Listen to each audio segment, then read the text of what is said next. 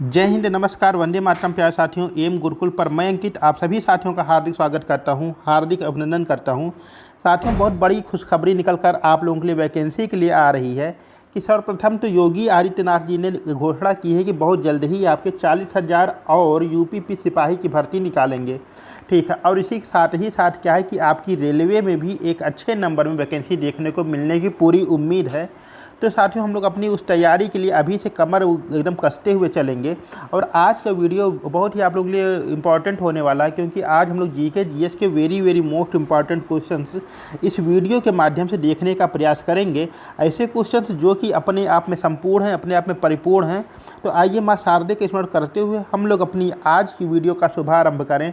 और आज का पहला सा शानदार सा क्वेश्चन क्या कह रहा है, कह रहा है कि पीलिया किसके संक्रमण से होता है। ठीक है, पीलिया एक बीमारी है जिसको हम लोग अंग्रेजी में कहते हैं, इंग्लिश में कहते हैं जॉन्डिस। तो पूछा कि जॉन्डिस जो है ये किसके संक्रमण से हो जाता है। ऑप्शन नंबर पहला कह रहा मस्तिष्क के, ऑप्शन नंबर दूसरा कह रहा लीवर के यानी यकृत के, ऑप्शन नंबर तीसरा कह रहा आपका वृक्क के, या ऑप्शन नंबर चौथा कह रहा आपका प्लीहा। इसमें से कौन सा ऐसा अंग है जिसमें संक्रमण हो जाने पर आपका जो है जॉन्डिस बीमारी हो जाती है, पीलिया बीमारी हो जाती है। पीलिया बीमारी की अगर बात करें तो एक ऐसी बीमारी जिसमें देखिए क्या होता है कि नाखून, आँख आदि आपकी पीली होने लगती है। अच्छा, इसके होने का कारण क्या होता है कि शरीर में आपकी जो बिलिरुबिन बनती है, एक आपका तत्व बनता है बिलिरुबिन नाम का। इसको जब लीवर क्या कहता है ऑब्जर्व करना कम कर देता, बंद कर देता, तो आपके शरीर में बढ़ने लगती है बिलिरुबिन की मात्रा, और इसी के परिणाम स्वरूप आपको पीलिया नामक रोग हो जाता है। गांव देहात में क्या करते हैं कि इस रोग से पीड़ित व्यक्ति को जो है झड़ाने के लिए ले जाते हैं। एक गांव के बाहर कोई होते हैं वो झाड़ फूंक देते हैं, हालांकि उससे कोई आराम नहीं मिलता है। इसके पीछे क्या कारण है कि शरीर के आपका एक अंग है, यकृत, लीवर अंग है, जो बहुत जल्दी आपका इन्फेक्टेड हो जाता है और बहुत जल्दी इसमें जो है रिलीफ मिल जाता है, आराम मिल जाता है। अगर आप आराम से खान पीन करेंगे तो आपका जो है जॉन्डिस अगर प्रारंभिक स्थिति में है तो बहुत जल्दी आपका रिकवर हो जाता है।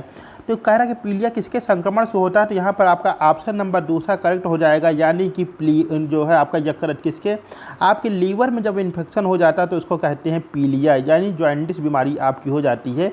आपकी यकृत में जब इन्फेक्शन हो जाता है उसके परिणाम स्वरूप। चलते हैं आगे अपने आज के नेक्स्ट क्वेश्चन पर। और आज का अगला क्वेश्चन क्या कह रहा है, कह रहा है कि पुरुष नसबंदी को क्या कहते हैं। ऑप्शन नंबर पहला कह रहा ट्यूबकोटोमी, ऑप्शन नंबर दूसरा कह रहा वासेक्टोमी, ऑप्शन नंबर तीसरा कह रहा एनाटोमी, या ऑप्शन नंबर चौथा कह रहा इनमें से कोई नहीं। तो जो पुरुष नसबंदी होती है इसको क्या कहते हैं। तो देखिए, जो जनसंख्या विस्फोट आपकी हो रही है, बहुत अत्यधिक मात्रा में जनसंख्या बहुत तीव्र गति से बढ़ रही है। अगर बात किया जाए कि वर्तमान में आपके सर्वप्रथम जो आपका देश है सर्व नंबर 1 पर है जनसंख्या के मामले में, आपके चाइना है, और उसके ठीक बाद हमारा जो है इंडिया है। यह अपने आप के लिए एक गौरवान्वित करने वाला विषय है। तो क्या है कि इस जनसंख्या पर नियंत्रण कैसे रखा जाएगा, तो उसका एक छोटा सा उपाय होता है नसबंदी कराने का। अच्छा, इसके तहत क्या है कि नसबंदी कराने वालों की सरकार की तरफ से एक योजना चलाई जाती है, उसमें कुछ इनको आर्थिक प्रलोभन दे करके भी इनको जो है इस कार्य के लिए कराया जाता है। तो इसमें पुरुष नसबंदी आपसे पूछ रहा क्या कहलाती है, तो पहला कह रहा ट्यूबकोटोमी, ऑप्शन नंबर दूसरा कह रहा वासेक्टोमी, ऑप्शन नंबर तीसरा एनाटोमी। ठीक है, देखिए जो ट्यूबकोटोमी है ये किससे हो जाती है, ये महिला से संबंधित हो जाती है। जो महिला नसबंदी होती है वो कहलाती है ट्यूबकोटोमी। ठीक है, फीमेल से संबंधित हो जाती है। अगर बात करें वासेक्टोमी से, तो यह आपके पुरुष से संबंधित जो होती है पुरुष नसबंदी, उसको कहते हैं वासेक्टोमी। क्या कहते हैं, वासेक्टोमी कहते हैं, यानी ऑप्शन नंबर दूसरा आपका करेक्ट यहाँ पे बन जाएगा। ऑप्शन नंबर तीसरे की बात किया जाए एनाटोमी, तो एनाटोमी क्या है, तो एनाटोमी जो आपकी शारीरिक संरचना है इसके अध्ययन को कहते हैं एनाटोमी। तो बहरहाल यहाँ पर जो आपका करेक्ट आंसर बनने वाला है साथियों, वह बन जाएगा आपका वासेक्टोमी। क्या बन जाएगा, वासेक्टोमी। बहुत बढ़िया। चलते हैं भैया इसके साथ ही अपने आज के अगले क्वेश्चन पर। और अगला क्वेश्चन बहुत ही शानदार सा, धमाकेदार सा आपकी स्क्रीन पर ये आ गया। क्वेश्चन कह रहा कि नाबार्ड। ठीक है, नाबार्ड क्या है। ऑप्शन नंबर पहला कह रहा कि व्यापारिक बैंक है, ऑप्शन नंबर दूसरा कह रहा कि नहीं ये वित्तीय संस्थान है, ऑप्शन नंबर तीसरा कह रहा कि कृषि की सहायता के लिए एक विशिष्ट बैंक है, और ऑप्शन नंबर चौथा कह रहा कि गैर बैंकिंग वित्तीय संस्थान है। तो नाबार्ड क्या है भैया, अगर नाबार्ड के फुल फॉर्म की बात किया जाए तो जो नाबार्ड का फुल फॉर्म होता है यह हो जाता है आपका national bank for agricultural and rural development. क्या हो जाएगा, national bank for agricultural and rural development. अगर इसकी स्थापना की बात किया जाए, किसके, नाबार्ड की स्थापना की बात किया जाए, तो वह शुभ तारीख आपकी होती है 12 जुलाई। कब? 12 जुलाई 1982। कब होती है? 12 जुलाई 1982 के अंतर्गत आपके नाबार्ड की स्थापना हो जाती है। और कहा जाए, अगर क्वेश्चन ये पूछ ले, एक स्टेप आगे जा कर के पूछ ले कि वो तो ठीक है, आपने बता दिया कि ये जो इसकी स्थापना होती है या 12 जुलाई 1982 को होती है, लेकिन भैया मेरे ये बताओ कि उस समय कौन सी पंचवर्षीय योजना चल रही थी? तो याद रखिएगा, उस समय आपकी 6ठी पंचवर्षीय योजना चल रही थी, आपका 6th 5 ईयर प्लान चल रहा था, जिसके अंतर्गत इसकी स्थापना की जाती है। तो नाबार्ड क्या है, यहाँ आपसे पूछ रहा है। तो देखिए भाई, नाबार्ड का जो काम है वो क्या है कि कृषि की सहायता के लिए अपना जो है ऋण आदि देता है छोटे माध्यम पर। तो कृषि की सहायता के लिए विशिष्ट बैंक के रूप में इसकी पहचान हम लोग करते हैं, यानी कि ऑप्शन नंबर यहाँ पर तीसरा इसका करेक्ट आंसर बन जाएगा। तो नाबार्ड क्या है? नाबार्ड एक कृषि सहायता के लिए एक विशिष्ट बैंक के रूप में देखने को मिलता है। बहुत बढ़िया। चलते हैं आगे अपने आज के नेक्स्ट क्वेश्चन पर। और आज का नेक्स्ट क्वेश्चन आपकी स्क्रीन पर ये रहा। कह रहा कि शेर शाह सूरी का मकबरा कहाँ है? किसका? शेर शाह सूरी का मकबरा कहाँ है? ऑप्शन नंबर पहला करा और दौलताबाद, ऑप्शन नंबर दूसरा करा सिकंदराबाद, ऑप्शन नंबर तीसरा करा सासाराम, या ऑप्शन नंबर चौथा करा आपका लाहौर। तो शेर शाह सूरी का मकबरा कहाँ है? अगर भैया इसके ऑप्शन की बात करते हैं, किसके इसके ऑप्शन की अगर हम देखने की कोशिश करते हैं, तो पहला करा दौलताबाद। कौन सा? दौलताबाद। मुगल वंश का एक ऐसा शासक जो कि कट्टर इस्लाम धर्म का समर्थक था, ठीक है, और इसने अपने पिता को कारावास में डाल दिया था, और उसका नाम रहता है औरंगजेब। क्या नाम रहता है? औरंगजेब। इतिहासकार कहते हैं कि ये जो एक मुग़ल शासक औरंगजेब था, ये लास्ट मुग़ल शासक था जिसके बारे में कुछ अच्छा कहा जा सकता था। तो दौलताबाद से कौन संबंधित हो जाता है? दौलताबाद से संबंधित हो जाते हैं औरंगजेब भाई साहब। कौन हो जाते हैं? औरंगजेब। सिकंदराबाद से कौन संबंधित हो जाता है? तो सिकंदराबाद में अकबर महान की जो है आपका मकबरा देखने को मिलता है। किसका? अकबर का मकबरा देखने को मिलता है आपका सिकंदराबाद में। लाहौर की बात करें तो लाहौर में आपके जहांगीर का मकबरा देखने को मिलता है। किसका? जहांगीर का मकबरा देखने को मिलता है। कहाँ पे? आपके लाहौर में। तो बचा कौन? ऑप्शन नंबर तीसरा का बच रहा, यानी शेर शाह सूरी का मकबरा जो होता है भैया, वह आपके सासाराम बिहार के अंतर्गत देखने को मिलता है। तो इसका जो करेक्ट आंसर बन जाएगा ऑप्शन नंबर तीसरा इसका करेक्ट आंसर हो जाएगा। ठीक है, चलते हैं आगे अपने आज के नेक्स्ट क्वेश्चन पर। और आज का नेक्स्ट क्वेश्चन क्या कह रहा है कि विश्व डाक दिवस कब मनाया जाता है? ऑप्शन नंबर पहला कह रहा 14 नवंबर, ऑप्शन नंबर दूसरा कह रहा आपका 5 अक्टूबर, ऑप्शन नंबर तीसरा कह रहा 9 अक्टूबर, या ऑप्शन नंबर चौथा कह रहा 11 जुलाई। एक वो भी ज़माना था आपका करीब सन 2000 के आसपास का समय, जब इतना ज़्यादा फ़ोन का आपका प्रयोग नहीं होता था, मोबाइल फ़ोन इत्यादि घर घर नहीं थे, और उस समय संदेश आदान प्रदान का जो आपका एक साधन था वह आपका क्या होता था? पत्र माध्यम से होता था, और उसको जो है डाक से डाकिया लेकर के आता था। उस ज़माने में अगर देखें तो डाकिया की इज्जत बहुत ही ज़्यादा होती थी। डाकिया बेचारा चिट्ठी भी लेकर के आता था आपके घर पे, और बहुत से ऐसे लोग जहाँ पे लोग साक्षर नहीं थे, निरक्षर थे, उनको पढ़ के सुनाता भी था डाकिया कि आप चिट्ठी में क्या लिखा है। तो खैर, जब से मोबाइल का आपका प्रयोग बढ़ा है तब से आपके डाकिया भाई साहब लोग धीरे धीरे करके गायब होने लगे। बहुत इंपॉर्टेंट पेपर वही आपका डाक के माध्यम से आता है। बहरहाल कह रहा है कि विश्व डाक दिवस कब मनाया जाता है? ऑप्शन नंबर पहला कह रहा 14 नवंबर, ऑप्शन नंबर दूसरा का कह रहा 5 अक्टूबर, ऑप्शन नंबर तीसरा का कह रहा है कि 9 अक्टूबर, और ऑप्शन नंबर चौथा कह रहा आपका 11 जुलाई। तो इसका जो करेक्ट आंसर बनेगा, अगर इसके ऑप्शन की बात करें तो 14 नवंबर। कौन सा? 14 नवंबर जो होता है भैया, ये आपका वर्ल्ड डायबिटीज़ डे होता है, विश्व मधुमेह दिवस। कौन सा होता है? वर्ल्ड डायबिटीज़ डे होता है आपका, विश्व मधुमेह दिवस के रूप में होता है। ठीक है, 5 अक्टूबर की बात करें, किसकी? 5 अक्टूबर को होता है आपका डॉल्फिन डे। कौन सा? डॉल्फिन डे के रूप में मनाया जाता है आपका 5 अक्टूबर, डॉल्फिन डे। ठीक है, 11 जुलाई की बात करें तो आपके जनसंख्या दिवस के रूप में मनाया जाता है। क्या मनाया जाता है? जनसंख्या दिवस के रूप में मनाया जाता है आपका, यानी पॉपुलेशन डे के रूप में मनाया जाता है। ठीक है, एक बहुत ही प्रसिद्ध कोई कवि हैं, उनका नाम ध्यान में नहीं आ रहा, उन्होंने एक पंक्ति लिखी, यदि यही रहा क्रम बच्चों का उत्पादन का तो कुछ सवाल आगे आएंगे बड़े बड़े, सोने की किंचित जगह मिलेगी नहीं इस धरा पर, मजबूरन हम तुम सोएंगे सब खड़े खड़े। जहाँ तक मुझे याद आ रहा है कि नागार्जुन का लिखा हुआ है, यदि फिर भी इसमें कुछ गलत होगा तो आप लोग कमेंट बॉक्स करके सही जो इसके कवि हैं उनका नाम ज़रूर बताइएगा। अब बचा कौन, विश्व डाक दिवस कब मनाया जाता है? तो ऑप्शन नंबर तीसरा कौन सा, ऑप्शन नंबर तीसरा जो है यह इसका करेक्ट हो जाएगा। 9 अक्टूबर को जो है विश्व डाक दिवस के रूप में मनाया जाता है। बहुत ही शानदार सा जवाब आप लोगों का, बहुत ही शानदार सा क्वेश्चन रहा। चलते हैं आगे, और आज का अगला क्वेश्चन क्या कह रहा है, किस कमेटी के सुझाव पर, किस कमेटी के सुझाव पर रेल बजट आम बजट से अलग कर दिया गया? क्या कह रहा है कि किस कमेटी के सुझाव पर रेल बजट आम बजट से अलग कर दिया गया? ऑप्शन नंबर पहला कह रहा मेहता समिति, ऑप्शन नंबर दूसरा कह रहा एडवर्थ समिति, ऑप्शन नंबर तीसरा कह रहा लकड़वाला समिति, या ऑप्शन नंबर चौथा कह रहा इनमें से कोई नहीं। तो ऐसी कौन सी कमेटी थी जिसने कहा भाई साहब ऐसा करो कि जो आपका आम बजट है, इस आम बजट से आप रेल बजट को अलग कर दो, अलग अलग दोनों का प्रस्तुत करो। पहले क्या होता था कि जब आपका बजट आता था, पेश किया जाता था, तो आपका आम बजट और रेल बजट एक साथ में पेश किया जाता था। लेकिन 1920 के अंतर्गत आपको एक कमेटी देखने को मिलेगी जिसने सुझाव दिया कि आप रेल बजट को अलग पेश कीजिए और आम बजट को अलग पेश कीजिए, यानी कि रेल बजट और आम बजट को अलग अलग आप पेश कीजिए।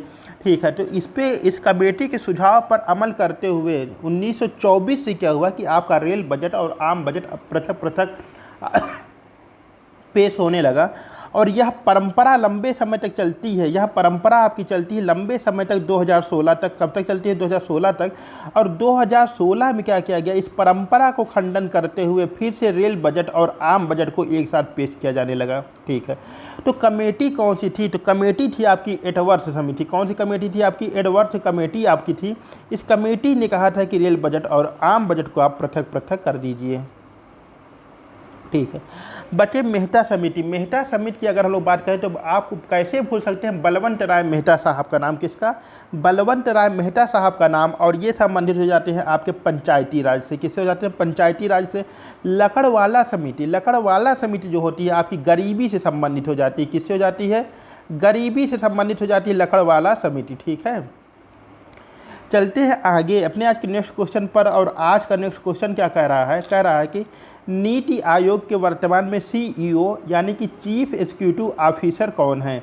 ऑप्शन नंबर पहला करा नरेंद्र भाई मोदी, ऑप्शन नंबर दूसरा करा सुमन बेरी, ऑप्शन नंबर तीसरा करा वी आर सुब्रमण्यम, या ऑप्शन नंबर चौथा करा मोन्टेक सिंह आहूवालिया। तो वर्तमान में नीति आयोग के सीईओ कौन है यह आपको बताना है। तो अगर बात करें भैया नरेंद्र मोदी जी की, तो नरेंद्र मोदी जी क्या है? आपके भारत के प्रधानमंत्री हैं। और इसी के साथ ही साथ जो आपका नीति आयोग है इसके जो अध्यक्ष हैं वो भी आपके प्रधानमंत्री भी होते हैं। इस आधार पर जो आपके प्रधानमंत्री जी हैं ये क्या है? नीति आयोग के आपके अध्यक्ष हैं। सुमन बेरी भाई साहब की बात करें तो सुमन बेरी भाई साहब नीति आयोग के उपाध्यक्ष हो जाते हैं। जबकि वी आर सुब्रमण्यम साहब की बात किया जाए तो ये नीति आयोग के आपके सीईओ के रूप में देखने को मिलते हैं। किसके रूप में? सीईओ के रूप में आपके देखने को मिलते हैं वी आर सुब्रमण्यम साहब। जबकि मोन्टेक सिंह आहूवालिया जी की बात किया जाए तो जो आपका जो है योजना आयोग चल रहा था 2014 तक, उसके जो उपाध्यक्ष थे वो मोन्टेक सिंह आहूवालिया देखने को मिलते हैं। आपका 1 जनवरी 2015 से नीति आयोग लागू हो गया था। चलते हैं आगे आज के अपने नेक्स्ट क्वेश्चन पर। और वो क्या कह रहा है? कह रहा है कि भारत का पहला गवर्नर जनरल कौन था? ठीक है, बहुत यहाँ कन्फ्यूजन होता है कि बंगाल का पहला गवर्नर कौन था, बंगाल का पहला गवर्नर जनरल कौन था, भारत का पहला गवर्नर जनरल कौन था, भारत का पहला वायसराय कौन था, स्वतंत्र भारत का पहला भारतीय वायसराय कौन था, इत्यादि बहुत ही कन्फ्यूजन का विषय होता है इसमें। तो यहाँ पर क्या कह रहा है? देखो भाई, नौकरी इतनी आसान तो है नहीं, वो भी सरकारी नौकरी। और उसमें से क्या कहता है एग्जामिनर की पूरी कोशिश होती है कि जो है वो समुद्र मंथन से क्वेश्चन निकाल कर ले आए और आपके सामने दिखा दे।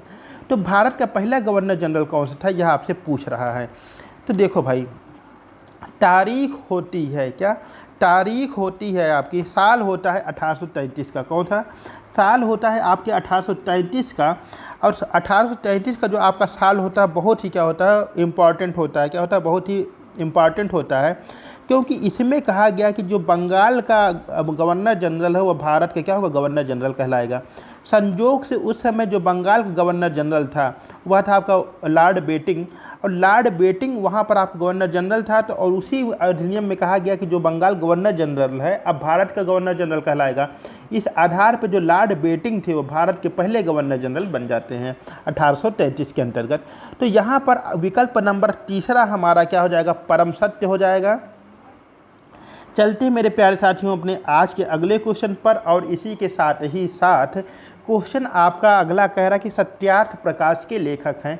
ऑप्शन नंबर पहला कह रहा स्वामी दयानंद सरस्वती जी, ऑप्शन नंबर दूसरा कह रहा मदन मोहन मालवीय, ऑप्शन नंबर तीसरा कह रहा राजा राम मोहन राय, या ऑप्शन नंबर चौथा कह रहा स्वामी विवेकानंद। और स्वामी विवेकानंद जी का जब नाम आया या सामने आया तो हम कैसे भूल सकते हैं कि स्वामी विवेकानंद जी ने एक बहुत बढ़िया एक बात कही थी कि उठो जागो और तब तक ना रुको जब तक आपको अपने लक्ष्य की प्राप्ति ना हो जाए। और स्वामी विवेकानंद जी की जयंती के पर प्रतिवर्ष आपका 12 जनवरी को राष्ट्रीय युवा दिवस के रूप में मनाया जाता है। बहुत शानदार। युवाओं के जो रोल मॉडल या यूथ आइकन कह लीजिए वो कौन है, आपके स्वामी विवेकानंद जी हैं। ठीक है, बात किया जाए राजा राम मोहन राय। ठीक है, राजा राम मोहन राय ब्रह्म समाज के संस्थापक हो जाते हैं। और इसमें कहा जाए कि अब आगे कर देखते हैं स्वामी दयानंद सरस्वती जी की, तो यह आपका सत्य विकल्प हो जाएगा। यानी जो सत्यार्थ प्रकाश के लेखक थे वो हो जाएंगे आपके कौन, स्वामी दयानंद सरस्वती। कौन हो जाएंगे, स्वामी दयानंद सरस्वती जी हो जाएंगे। यानी कि ऑप्शन नंबर पहला हमारा करेक्ट आंसर इसका बन जाएगा। मदन मोहन मालवीय जी की अगर बात करें तो आप बीएचयू को कैसे भूल सकते हैं, बीएचयू के निर्माण में इनका अहम योगदान रहा। तो सत्यार्थ प्रकाश के जो लेखक हो जाते हैं वह हो जाते हैं स्वामी दयानंद सरस्वती जी। ठीक है, चलते हैं हमने आज के नेक्स्ट क्वेश्चन पर। और साथियों इसी के साथ ही साथ आप सब चैनल पर नए, चैनल को अवश्य सब्सक्राइब करें और अपने सुझाव से हमें ज़रूर अवगत कराएं। अगला क्वेश्चन आपका कह रहा है, बहुत आराम समझिएगा, बहुत ही मज़ेदार क्वेश्चन है आपका।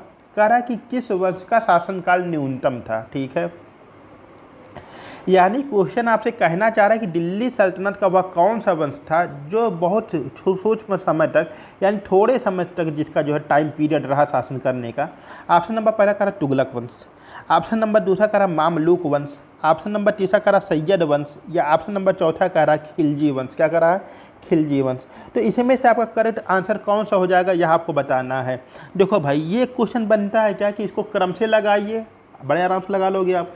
लेकिन वहीं पे क्या हुआ कि क्वेश्चन को बदला और कहा कि इसमें से कौन सा ऐसा वंश है जिसका जो शासनकाल का टाइम पीरियड था वो सबसे कम है। ठीक, तो देखो एक मैंने इसके लिए ट्रिक बनाई, बहुत सी शानदार सी बहुत ही प्यारी सी मैंने ट्रिक बनाई। ट्रिक कुछ इस प्रकार मैंने बनाई थी, तुम लो सखी। क्या बनाई थी मैंने, तुम लो सखी।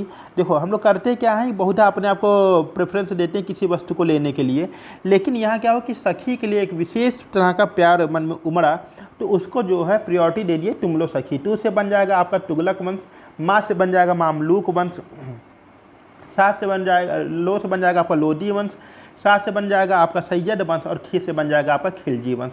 तो न्यूनतम शासनकाल किसका रहता है, न्यूनतम शासनकाल आपका रहता है खिलजी वंश का। जब आप देखोगे 1290 से लेकर का 1290 से लेकर के आपका 1320, कितना 1320, यानी कि कुल 30 वर्ष तक का, कितना 30 साल तक का जो शासनकाल रहता है वो किसका रहता है, खिलजी वंश का। अगर तुगलक वंश की बात किया जाए तो आपके 1206 से लेकर के 1290 चलता है तुगलक वंश। ठीक है, और सॉरी तुगलक वंश का अगर हम शासनकाल देखेंगे तो सर्वाधिक आपको इसमें लंबा देखने को मिलेगा। ठीक है, तो इसमें कौन सा करेक्ट आंसर बन जाएगा आपका, यह बन जाएगा आपका ऑप्शन नंबर दूसरा करेक्ट हो जाएगा। कौन सा, सॉरी ऑप्शन नंबर चौथा करेक्ट हो जाएगा आपका, सही हो जाएगा खिलजी वंश। कौन सा हो जाएगा आपका, खिलजी वंश, इसमें आपका करेक्ट आंसर बन जाएगा। खिलजी वंश का आपका शासनकाल सबसे छोटे टाइम पीरियड तक चलता है आपका। चलते हैं आगे, तुगलक वंश जो है आपका सबसे लॉन्ग समय तक उसका चला है टाइम पीरियड। चलते हम लोग आगे, और आगे दूसरा क्वेश्चन क्या कह रहा है, दूसरा क्वेश्चन आपका कह रहा है कि सर्वप्रथम किस ग्रंथ में शिव का नाम रुद्र मिलता है। ठीक है, बहुत ही शानदार क्वेश्चन है ये। कह रहा है कि सर्वप्रथम किस ग्रंथ में शिव का नाम रुद्र मिलता है। ऑप्शन नंबर पहला कह रहा आपका ऋग्वेद, ऑप्शन नंबर दूसरा कह रहा सामवेद, ऑप्शन नंबर तीसरा कह रहा अथर्ववेद, या ऑप्शन नंबर चौथा कह रहा आपका तैत्तिरीय उपनिषद। तो किस वेद में, किस ग्रंथ में आपके शिव का नाम रुद्र मिलता है। तो देखिए यहाँ जो आपका करेक्ट आंसर बनने वाला हुआ बन जाएगा आपका कौन सा ऋग्वेद। कौन सा ऋग्वेद? ऋग्वेद के अंतर्गत जो शिव का नाम मिलता है या रुद्र मिलता है, क्या नाम मिलता है? रुद्र देखने को मिलता है। अथर्ववेद की अगर बात करें तो अथर्ववेद में शिव का नाम आपको महादेव देखने को मिलता है। क्या देखने को मिलता है? महादेव नाम देखने को मिलता है अथर्ववेद में। क्या मिलता है? महादेव। ठीक है। अगर तैत्तिरीय उपनिषद की बात किया जाए तो इसमें शिव का नाम शिव देखने को मिलता है। क्या मिलता है? शिव देखने को आपको मिलता है। तो आपका जो है शिव का नाम रुद्र कहाँ मिलता है? यह हो जाएगा आपका ऋग्वेद के अंतर्गत शिव का नाम आपका रुद्र देखने को मिलता है। ठीक है, चलते हैं आगे अपने आज के नेक्स्ट क्वेश्चन पर। और कह रहा है कि भारतीय संविधान का कौन सा अनुच्छेद बलात्संग का निषेध करता है? भारतीय संविधान का कौन सा अनुच्छेद बलात्संग का निषेध करता है? ऑप्शन नंबर पहला कह रहा आपका अनुच्छेद 17, ऑप्शन नंबर दूसरा कह रहा अनुच्छेद 18, ऑप्शन नंबर तीसरा कह रहा आपका अनुच्छेद 23 या ऑप्शन नंबर चौथा कह रहा अनुच्छेद 40। तो जो आपका अनुच्छेद 17 है, कौन सा अनुच्छेद 17 है, यह आपके अनटचबिलिटी संबंधित हो जाता है, अस्पृश्यता से संबंधित हो जाता है। ठीक। अनुच्छेद 18 की बात करें तो यह उपाधियों का अंत हो जाता है। क्या हो जाता है? उपाधियों का अंत हो जाता है। इसमें अनुच्छेद 18 में बताया गया कि शिक्षा और सेना के अतिरिक्त कोई भी व्यक्ति अन्य किसी प्रकार की उपाधि धारण नहीं करेगा। अनुच्छेद 40 की बात किया जाए तो आपके ग्राम पंचायतों के गठन की बात करता है। बचा कौन आपका? अनुच्छेद 23। कौन सा? अनुच्छेद 23 आर्टिकल नंबर 23 आपके बलात्संग जबरदस्ती किसी से कार्य कराने के लिए क्या करता है? उसका निषेध करता है। चलते हैं आगे आज के अपने नेक्स्ट क्वेश्चन पर। और वह क्वेश्चन क्या कह रहा है? आपकी स्क्रीन पर आपकी नज़रों के सामने आया शानदार सा क्वेश्चन है। कह रहा है कि येलो स्टोन नेशनल पार्क कहाँ पर है? ऑप्शन नंबर पहला कह रहा ऑस्ट्रेलिया, ऑप्शन नंबर दूसरा कह रहा अमेरिका, ऑप्शन नंबर तीसरा कह रहा भारत या ऑप्शन नंबर चौथा कह रहा रूस। तो येलो स्टोन नेशनल पार्क आपको कहाँ देखने को मिलता है?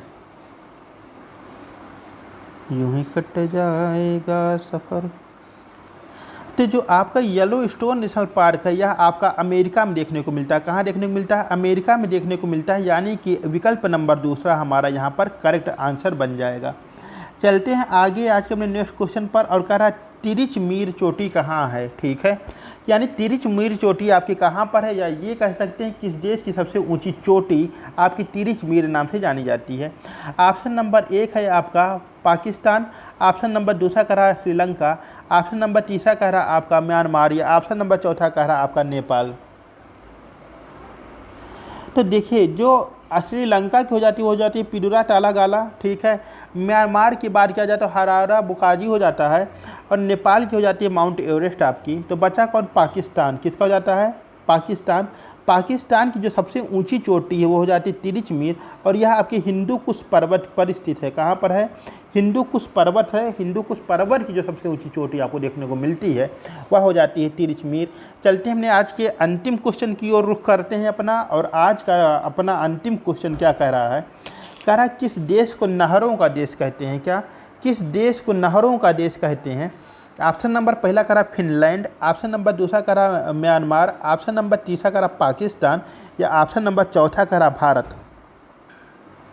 तो निम्नलिखित में से किस देश को नहरों का देश की संज्ञा दी जाती है आपको बताना है। तो इसका जो देखिए करेक्ट आंसर बनेगा, अगर इसके विकल्प की बात करें तो जो आपका फिनलैंड है, क्या है? फिनलैंड है, यह हो जाएगा आपका नदियों का देश। अगर नहरों की बात करेंगे तो यह हो जाएगा आपका ऑप्शन नंबर तीसरा हमारा करेक्ट आंसर बन जाएगा। यानी पाकिस्तान जो देश है इसे हम लोग क्या कहते हैं? नहरों के देश की संज्ञा देते हैं। इस तरह से आज का हम लोग अपना जीएस का वेरी मोस्ट इंपॉर्टेंट क्वेश्चन जो था इसकी सीरीज को हम लोग देखने का प्रयास करें हैं। उम्मीद करते हैं कि यह वीडियो आप सभी को बहुत ही पसंद आई होगी। मिलते हैं अपनी अगली वीडियो में, तब तक के लिए नमस्कार, जय हिंद, अपना ख्याल रखिएगा।